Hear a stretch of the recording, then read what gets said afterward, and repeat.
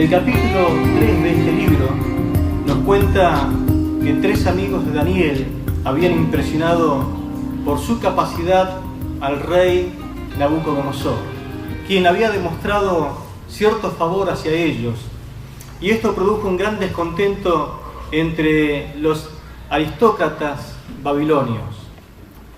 Y a veces los celos son insoportables. Yo no sé si te gusta ver ocupar puestos importantes, por ejemplo, en tu empresa, donde trabajás, en tu trabajo, a gente que son extranjeros.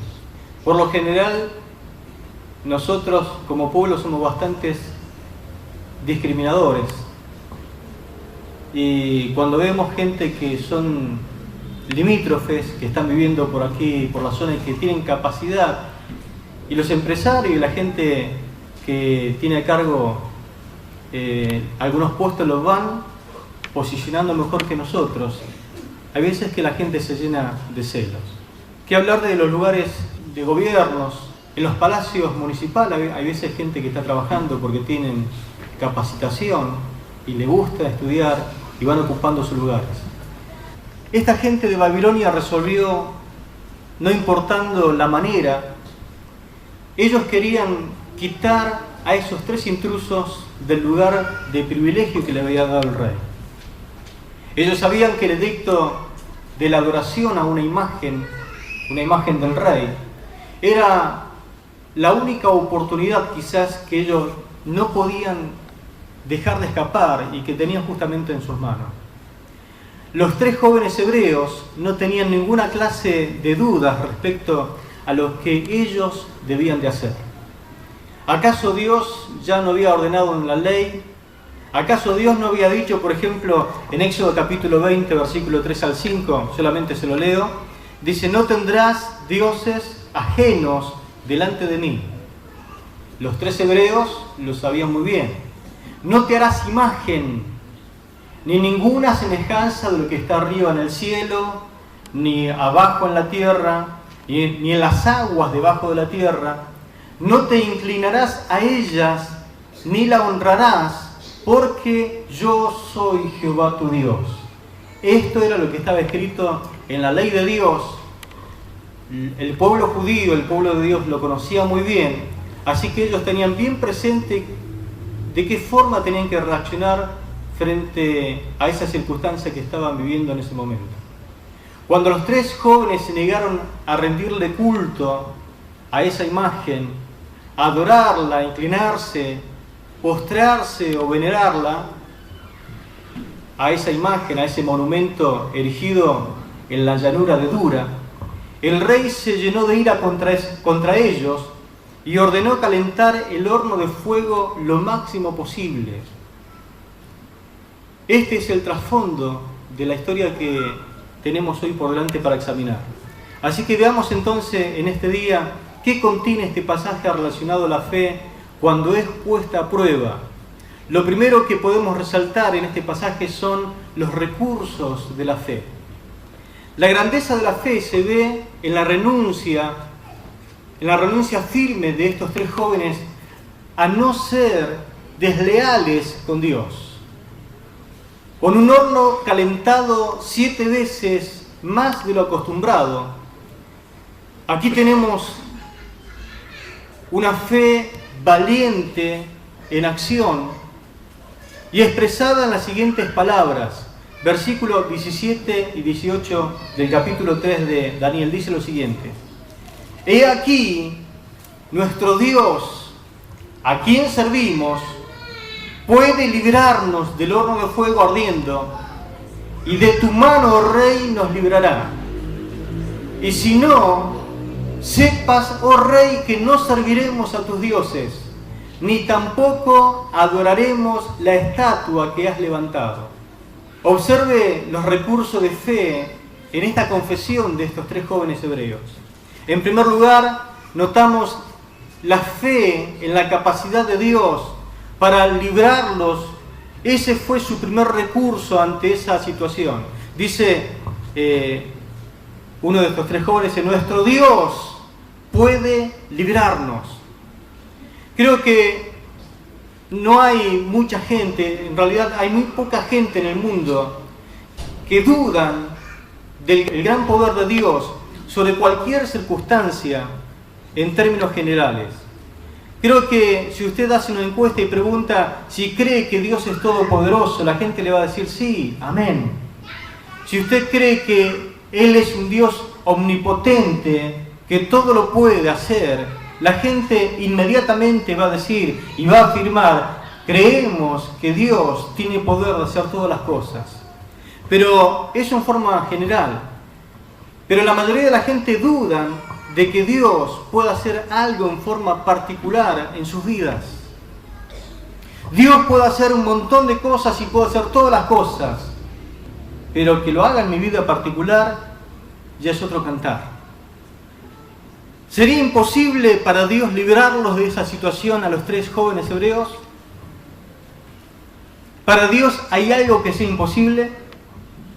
¿Es Dios capaz de librarte del horno de prueba que estás viviendo en forma particular?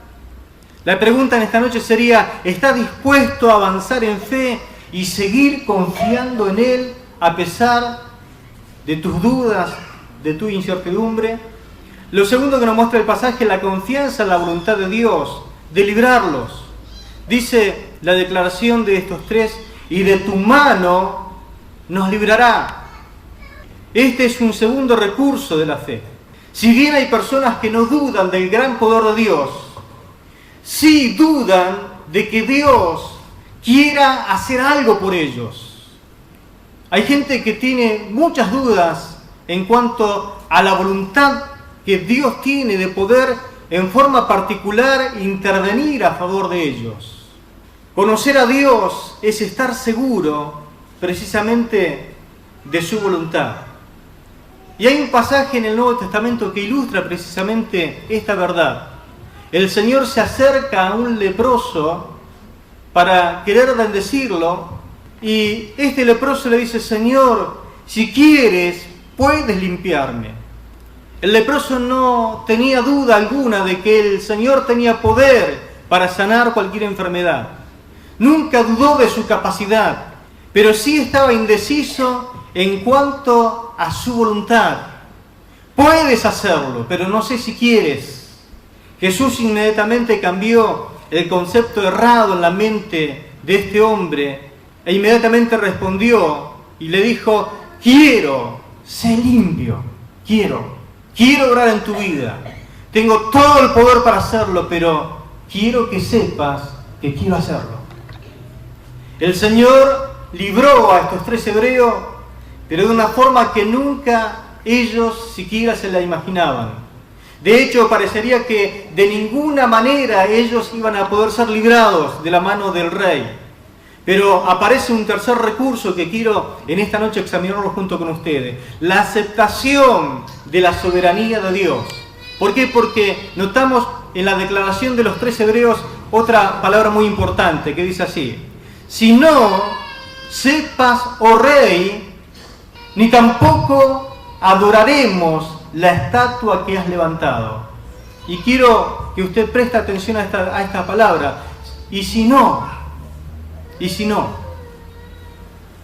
si contamos con este tercer recurso de la fe, aprenderemos cualquier tipo de lección espiritual y creceremos espiritualmente y llegaremos al punto de madurar espiritualmente.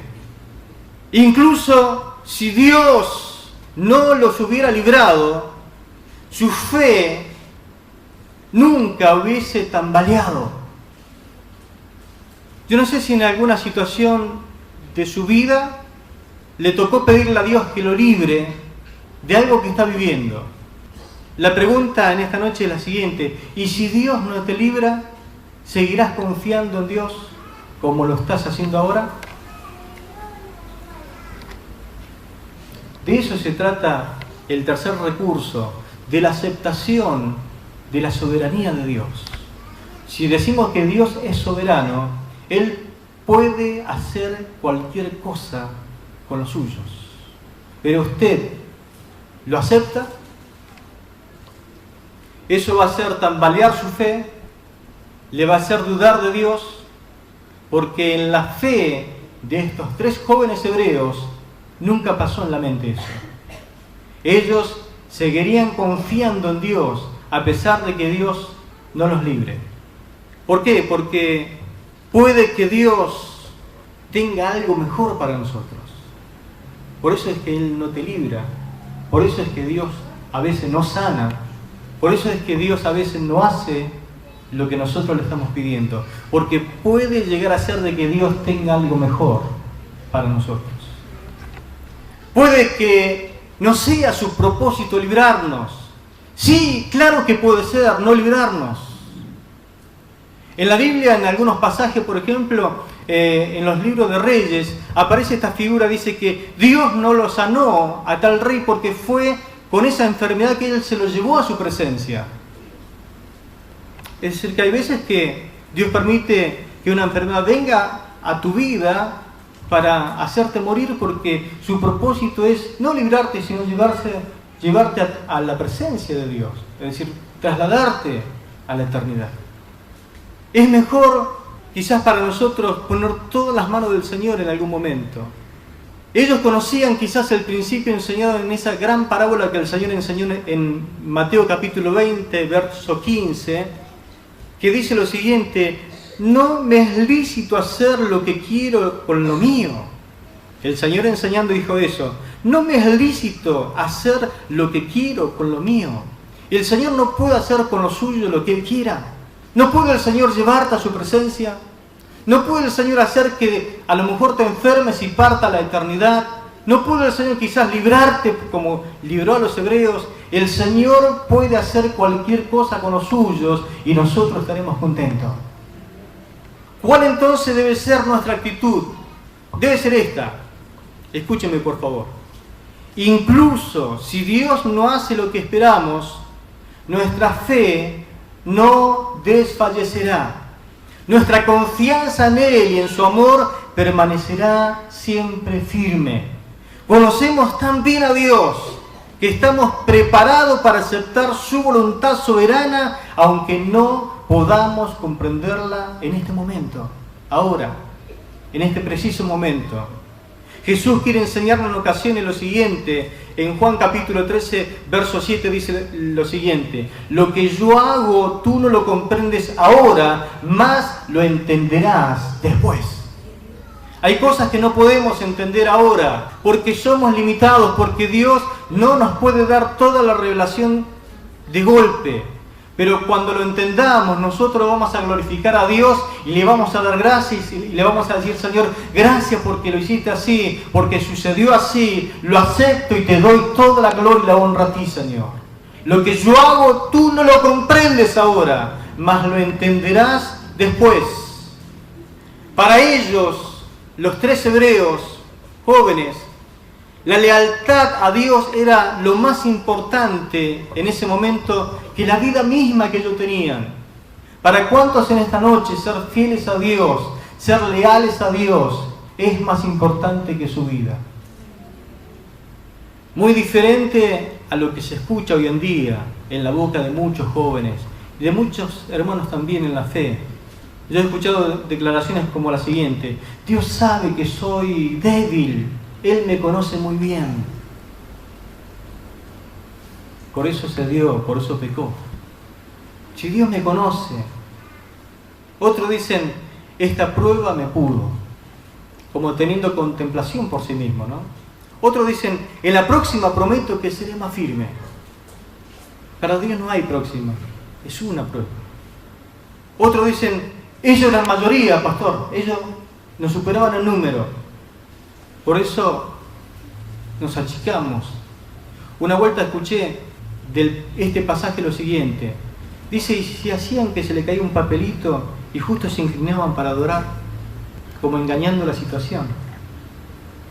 Total, después pasamos de largo la circunstancia y no es que adoramos, sino que nos inclinamos a buscar un papel.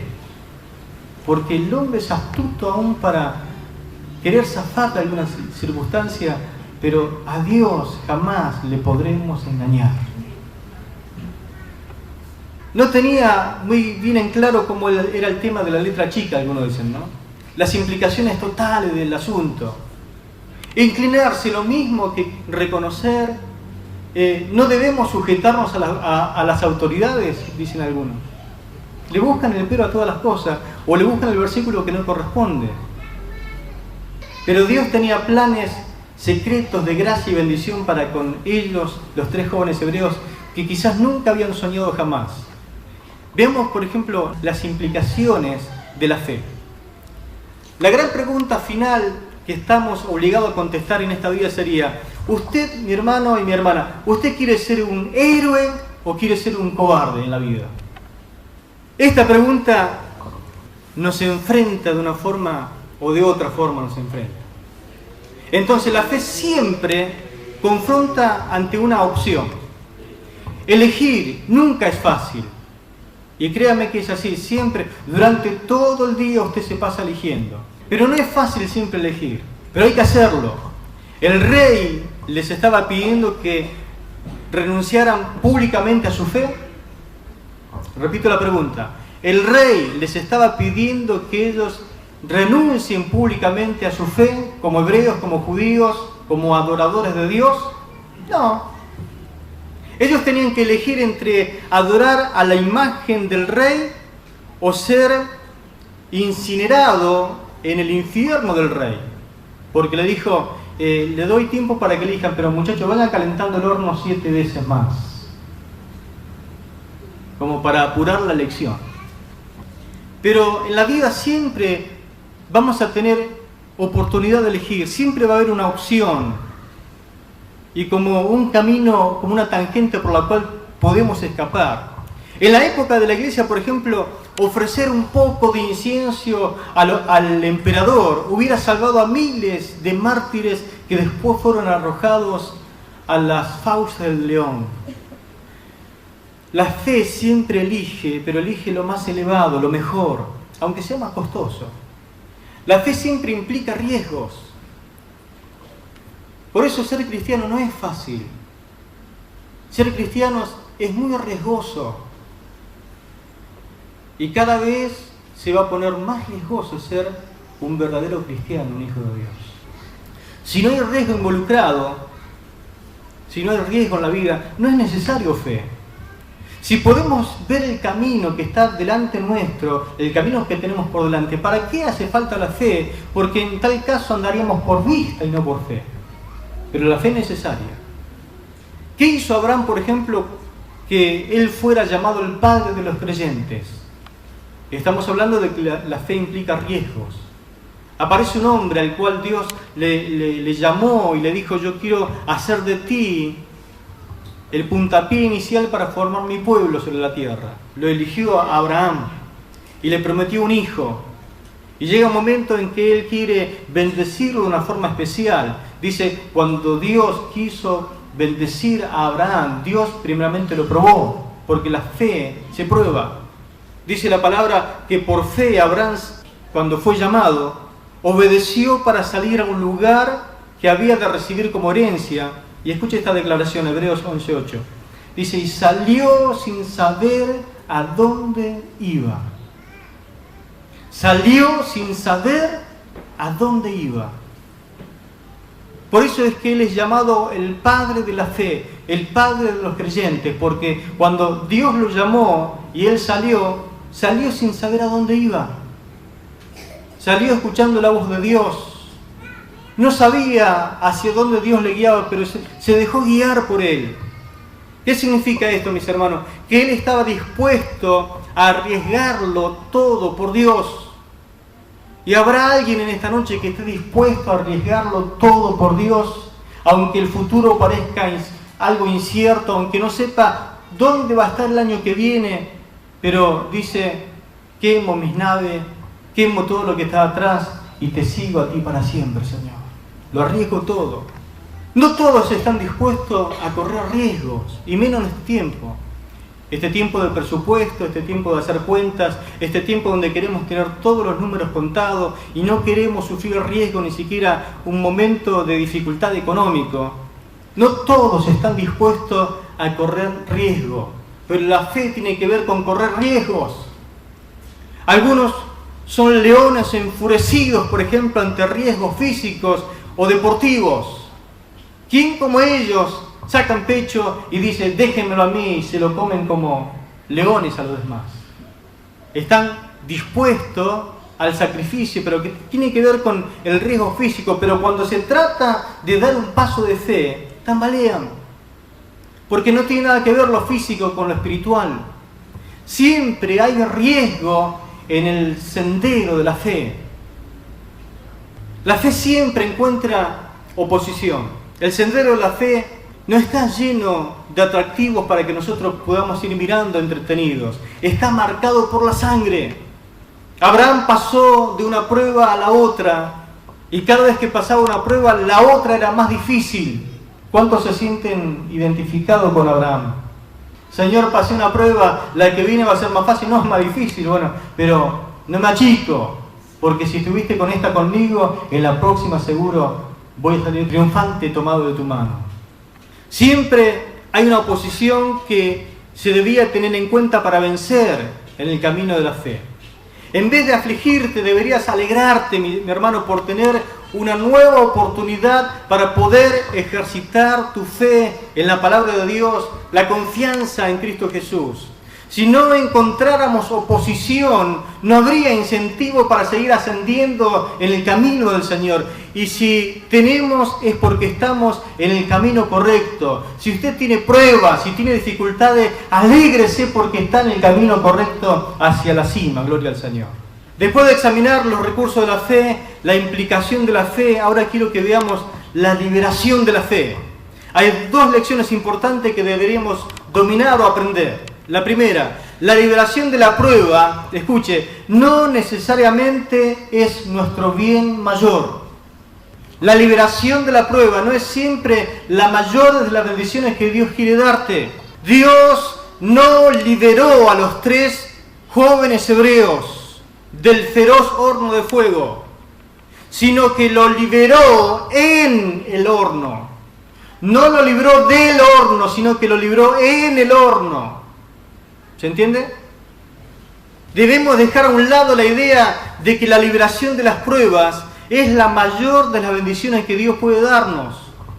Uno siempre ora, Señor, líbrame, Señor, líbralos, Señor, líbranos.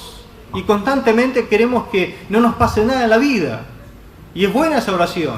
Pero quiero decirte algo en esta noche. No siempre la bendición más grande va a suceder cuando Dios te libre. El apóstol Pablo, el apóstol Pedro y otros grandes hombres de Dios se gloriaron en soportar las aflicciones, las tribulaciones, no en evadirlas. Nosotros oramos para que podamos evadir las pruebas. Los 3 jóvenes hebreos podían haber sido librados de ser arrojados a ese infierno, a ese horno, pero Dios tenía algo mucho mejor para ellos. ¿Cuántos creen que Dios tiene algo mucho mejor para usted? No tenemos inmunidad de las pruebas, según lo que nos dice la palabra de Dios. Pero aprendemos más unos pocos días en el horno de fuego de prueba que 1000 fuera de ellos. Salimos de las pruebas con un Dios mucho más grande y más poderoso cuando experimentamos a Dios en medio del horno de pruebas. El horno de prueba y de fuego que muchas veces viene sobre nosotros es para que aprendamos a conocer más de cerca a Dios. No le tenga miedo, es para que usted aprenda a conocer más de Él. Si no pasaría por esa prueba, usted no le conocería a Dios en alguna faceta, en alguna forma, que si no fuera a través de ese horno. La incidencia de las pruebas no tiene igual. Escuche, Dios no nos trata a todos de la misma forma. Algo para que usted entienda y aprenda. No debemos llamar la atención a Dios en esta forma de decir, Señor, líbrame de lo que le pasó a fulano de tal, pero tampoco quiero que me pase como el otro, pero sí como aquel otro. Escuche, Dios no trata a todos de igual forma, de igual manera. Dios no tiene un molde para formar a todos sus obreros de la misma forma.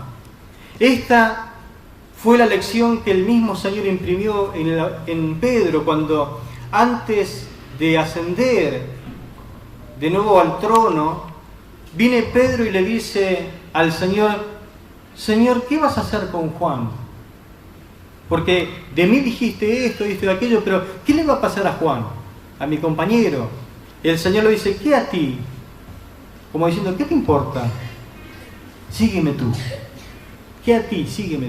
Dice, ¿por qué te interesa tanto lo que le va a pasar al otro? Lo más importante es que tú me sigas. Deja que yo trate con tu vida y con él voy a tratar como yo quiera. Él es el dueño de la viña. Amén. Pedro quería un trato preferencial como el de Juan, porque el Señor le dijo como que Juan no iba a ver muerte. Y él decía, qué lindo ser como Juan. Y a Pedro le estaba diciendo que él iba a ir a un lugar a morir donde él iba a ser llevado, pero no iba a querer ir. Como que le estaba anunciando de qué muerte iba a morir, como que iba a morir crucificado. Y Juan no iba a ver muerte. Pero Dios no trata a todos de igual forma, de igual manera. No porque le pase a uno también te va a pasar a vos. No, no. Santiago pasó, por ejemplo, uno de los 12, Santiago pasó de la prisión al verdugo para que le corten la cabeza. Pedro pasó de la prisión a un culto de oración. Los dos estaban en la misma cárcel, pero a los dos no le pasó lo mismo. Uno murió, que fue el primer mártir de los 12, y el otro fue a un culto de oración y de ahí siguió para otra localidad. Pedro ganó 3.000 almas para Cristo. Esteban recibió 3.000 piedrazos para Cristo. ¿Sí? Se lo digo de vuelta. Pedro ganó 3.000 almas para Cristo. Esteban recibió 3.000 piedrazos por Cristo. Murió, lo apedrearon. Debemos aceptar el trato de Dios hacia los suyos. En este sentido, no siempre Dios trata a todos de igual manera. A algunos los libra de la prueba, a otros los libra en la prueba. Si todos los días fueran veranos, dijo alguien, ¿cómo es que nosotros vamos a entender cuando el Señor dijo que nuestras almas pueden ser más blancos que la nieve? Si todos los días fueran de un calor abrasador, nunca habría nieve. Si todos los días fueran de sol abrasador, nunca usted clamaría por lluvia. Si todos los días fueran como lluvia, usted diría, Señor, ¿cómo será experimentar un día de sol? Por eso, el trato de Dios no siempre es igual para con todos. Pero vayamos a otra cosa importante, la recompensa de la fe. Su fe no fue ridiculizada, sino recompensada, la fe de estos 3 hebreos. El compañerismo con el Hijo de Dios fue el privilegio gozoso que ellos experimentaron. Dice el verso 25, ahí en el capítulo 3, y él dijo, es decir, el rey, he aquí, yo veo 4 varones sueltos que se pasean en medio del fuego sin sufrir ningún daño. Y el aspecto del cuarto es semejante al Hijo de los dioses. Gloria a Dios. El testimonio viviente del rey sorprendido. ¿Cómo no fue que echamos 3 y yo veo 4 y lo veo sueltos y lo veo andando en medio del horno de fuego? No están muriendo, están allí en comunión. Y el cuarto tiene un aspecto semejante al Hijo de los dioses. Así se le identificaba o se le llamaba, el paganismo daba a conocer la presencia del Hijo de Dios, del Todopoderoso. En el horno de la aflicción, el Señor se acerca más que en cualquier otro momento a nuestras vidas. Por eso no le tema la prueba, no le tema la aflicción, no le tema cuando usted esté desesperado y no sepa qué hacer, porque parece que lo metieron en un horno de fuego de prueba y usted dice, estoy pasando la peor prueba de mi vida. Es el momento donde el Hijo de Dios está más cerca suyo de lo que menos imagina, gloria a Dios. Pero no fue hasta que estuvieron en medio del horno de fuego que el Señor se les unió. Actuaron en fe. Dios respondió luego de que ellos lo habían arriesgado todo por Dios. Ahí es que aparece el Hijo de Dios. Dios espera que des un paso de fe. Dios está esperando de que arriesgue todo por Él. Después Él se hace presente para recompensar la fe que tenés en Él. Dios recompensa la fe con el control de las llamas. Fue otra compensación que ellos recibieron. Dice el verso 27, y se juntaron los sátrapas, los gobernadores, los capitanes, los consejeros del rey, para mirar a estos varones cómo el fuego no había tenido poder alguno sobre sus cuerpos, ni aun el cabello de sus cabezas se había quemado, sus ropas estaban intactas, ni siquiera olor de fuego tenían. Es decir, que las llamas solo quemaron las sogas, permitiendo a ellos caminar libres en medio del horno.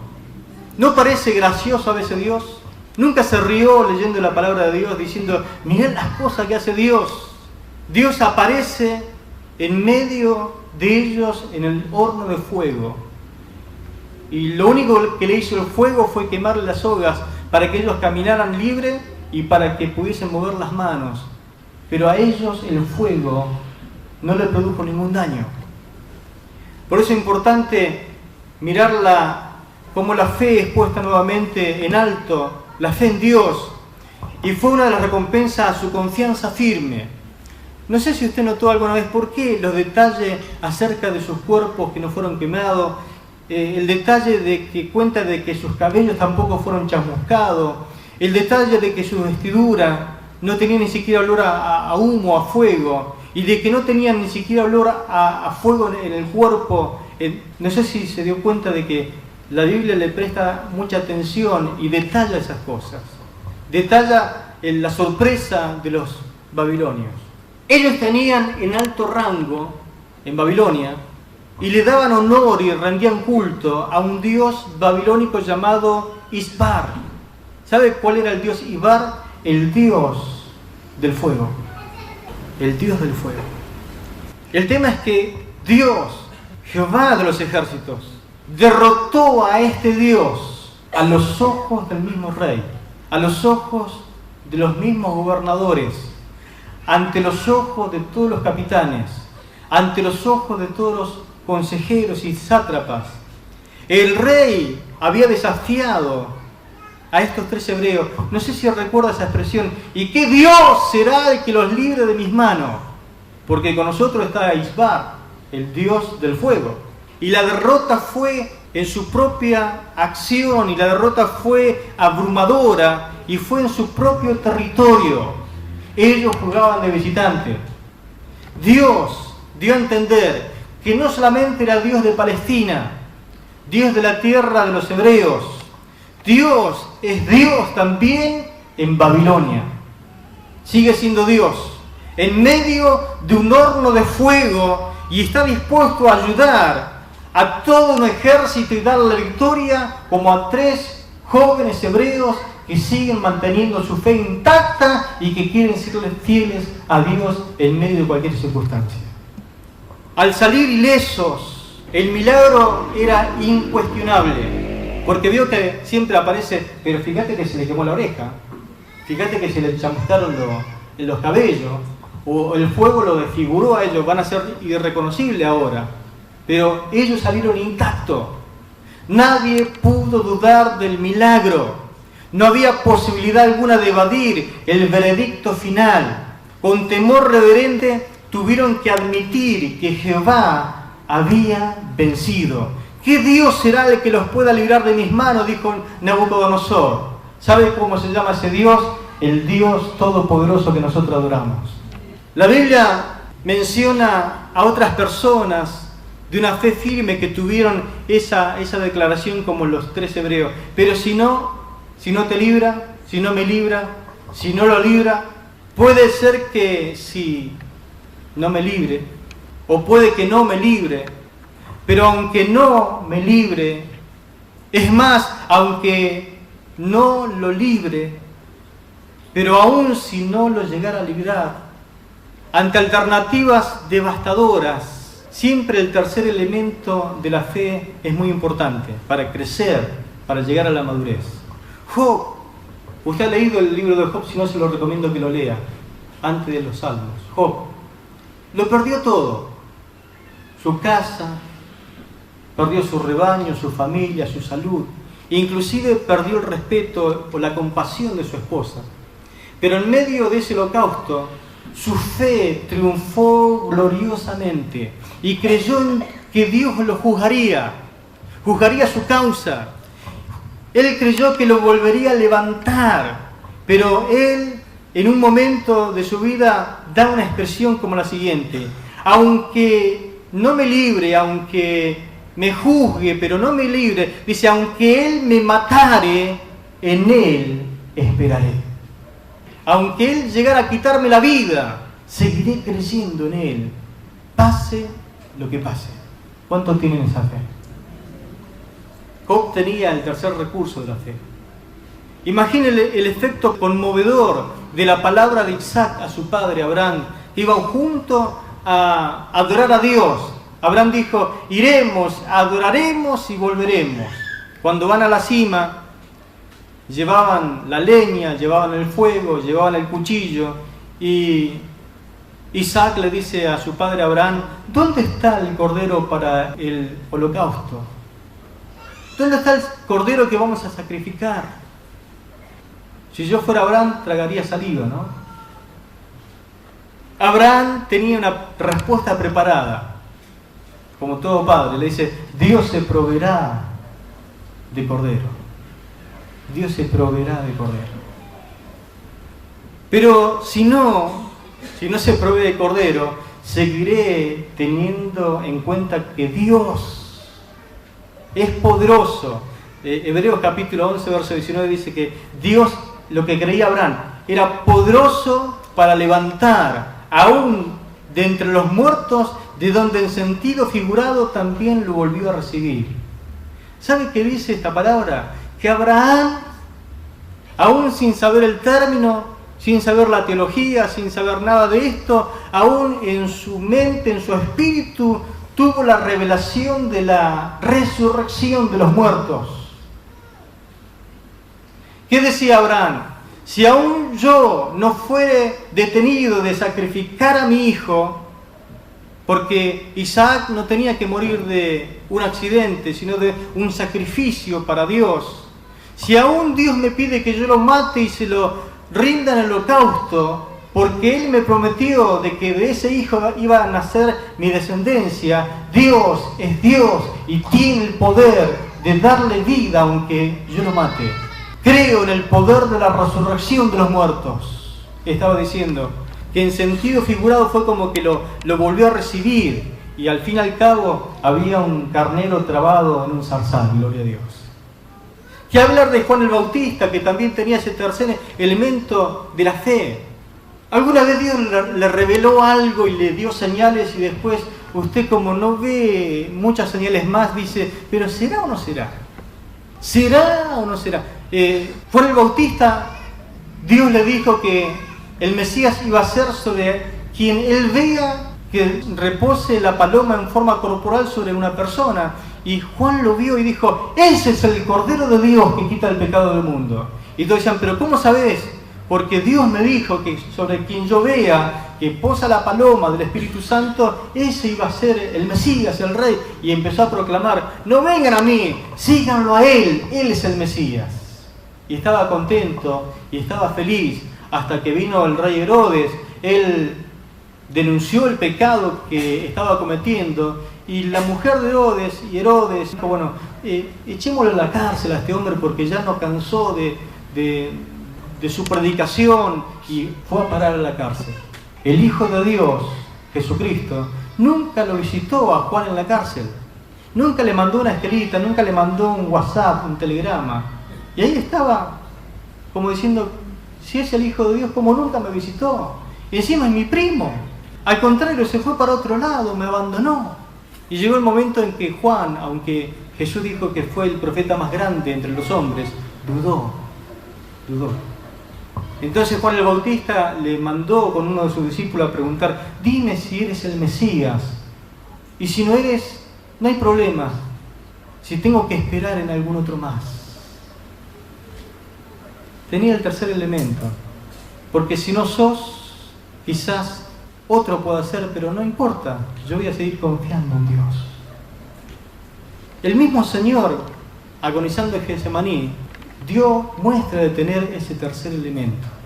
En un momento cuando Él se vio que parecía que no podía más, le dijo: Padre, si es posible, pasa de mí esta copa, pero no sea como yo quiero, sino como tú. ¿Qué significa eso? Todas las oraciones que Jesús hizo al Padre, les contestó todas las oraciones. Todo lo que Él le pidió, se lo dio. Este era el momento donde Él sabía que esa oración iba a ser imposible contestarla positivamente. Pero asimismo Él se aferró a la oración, dobló sus rodillas, gimió ante el Padre, le dijo: Padre, líbrame de este momento tan amargo que estoy viviendo, no quiero pasar por este trago amargo. ¿Qué hubiera sido si el Padre contestaba la oración, no? Pero como Él se sujetó a hacer lo que correspondía por el plan de Dios, digo: pero que no se haga como yo quiero, porque lo que yo quiero es salir de este lugar, salir corriendo de esta situación, salir y escapar, no pasar por la copa amarga que tengo que tragar. Por eso, que no se haga como yo quiero, sino como tú quieres. Y el Padre guardó silencio y miró quizás para otro lado y dejó que su hijo vaya al sacrificio, al holocausto. El tercer elemento: si no me libras, sigo confiando en ti, Señor. El rey Nabucodonosor no tuvo nada que hacer frente a una fe tan valiente como la de este trío. El fuego no tuvo ningún poder sobre sus cuerpos. El fuego no tuvo ningún poder sobre su alma, sobre su espíritu. El mundo pierde tiempo, hermanos, al tentar a hombres y mujeres que tienen una clase de fe como la de los 3 hebreos. El diablo trata de acobardar a sus oponentes de la fe, pero lo único que puede hacer es quemar sus ataduras de soga, y si en algún momento llegara a pasar lo que uno no quiere que pase, ellos estarán libres para ir al encuentro de su Dios. Porque ¿dónde está, oh muerte, tu aguijón? ¿Dónde, oh sepulcro, tu victoria? Él cambió la muerte en gozo, en alegría.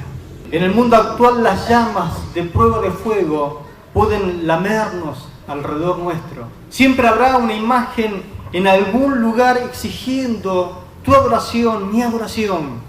La forma del horno puede hasta cambiar en los años que van transcurriendo, pero el hecho mismo no cambia. El mundo mismo puede amenazarnos con arrojarnos al ostracismo, es decir, a la postergación, al desprecio social, si no nos inclinamos ante el Dios de la costumbre popular de este siglo. No es inconcebible que los fuegos reales de la persecución aún puedan llegar a rodearnos, porque en el mundo se está lanzando una persecución por muchos lados hacia los cristianos. Nosotros debemos estar seguros de que poseemos la fe a prueba de fuego. Fe que estos 3 jóvenes experimentaron, si es que nosotros vamos a disfrutar de las abundantes compensaciones que Dios da a esa clase de fe. Amén.